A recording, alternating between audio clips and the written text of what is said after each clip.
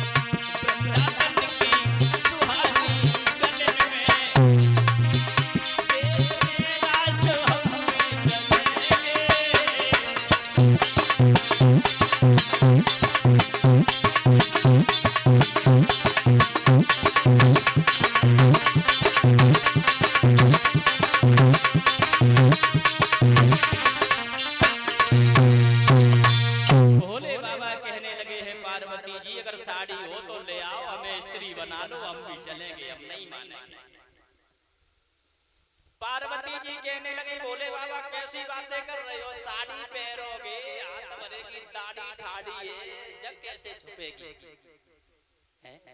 साड़ी तो हम तुम्हें पहना लेंगे, इतनी लंबी लंबी दाढ़ी खड़ी है, इसका क्या होगा? बोले बाबा बोले उसका इंतजाम हम खुद कर लेंगे, लेकिन तुम हमें स्त्री बनाओ। एक साड़ी लेकर के आई है पार्वती जी परीक्षित महाराज, भोले बाबा को स्त्री बना दिया, जनाने बन गए और जनाने बन करके चल दिए हैं। आगे आगे पार्वती जी है और पीछे से भोले बाबा स्त्री बन के चल दिए। जैसे ही पहुंचे हैं वृंदावन में, जब महाराज हो रहा था यमुना के किनारे पे, तो परीक्षित महाराज उस गेट पे, जब पंडाल का गेट बना हुआ था, वहां कुछ स्त्रियां बैठी हैं, गोपियां। क्यों? कहीं धोखा से इस पंडाल के अंदर कोई पुरुष न चला जाए। गोपियां बैठी हैं जांच करने के लिए। पार्वती जी पहुंच गई। गोपियां कहने लगी ओए खड़ी हो जाओ, कौन हो तुम, कहां से आई हो, पहले अपना परिचय दो फिर अंदर जाओगी। पार्वती जी कहने लगी तुम नहीं जानती हो हमें क्या, हम आए हैं कैलाश पर्वत से। जो सुना है कैलाश पर्वत से आए। अच्छा इसका मतलब तुम भोले बाबा की पत्नी हो? जवाब दिया हाँ। कोई बात नहीं अंदर जाओ।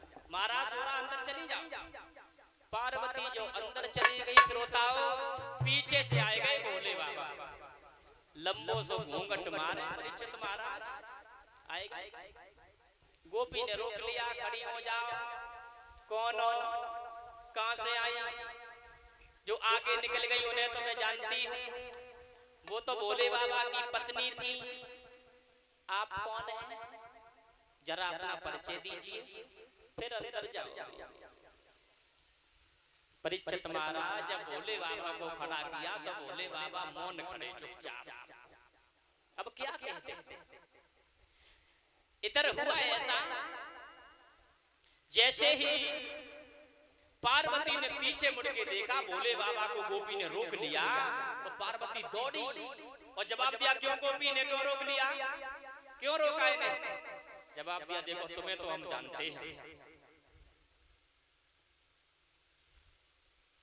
तुम्हें हम जानते हैं, तुम भोले बाबा की पत्नी हो, और इन्हें हम जानते नहीं, और तुम्हारे साथ में अगर आई हैं तो ऐसा करो तुम इनका परिचय दे दो, आप ही बता दो ये कौन है। अब पार्वती बड़ी असमंजस में पड़ गई, अब हम क्या कहें। भोले बाबा की तरफ इशारा करती हुई बोली, मैंने तुम्हें कितना समझाया था, मेरे संग मत जाओ, चले आए ना कटाए के लिए। अब क्या कह दे। भोले बाबा ने धीरे से इशारा कर दिया, आंखों में जो मन में आए सोई कह दे, केवल हमें तुम अंदर तक कर लो, फिर हम देख लेंगे। देखो कितनी मोटी साड़ी होगी परीक्षित महाराज पहले की, इतनी लंबी लंबी भोले बाबा की दाढ़ी खड़ी है, लेकिन गोपियां ये नहीं समझ पा रही हैं दूर से ये स्त्री है या पुरुष है। इतना अंतर है पहनाव में, पहले में और अब में। वो आजकल जैसी अगर साड़ी होती तो 1 किलोमीटर दूर से ही पता चल जाता है जो आदमी खड़ू है अंतर की नहीं। आजकल साड़ी का है वो मच्छरदानी है। देखो भोले बाबा जनाने बने खड़े हैं और गोपियां नहीं पहचान पा रही हैं। पार्वती जी कहने लगी, सुन गोपी, अगर तुम पूछ रही हो ये कौन है तो मैं इनका परिचय दे रही हूं।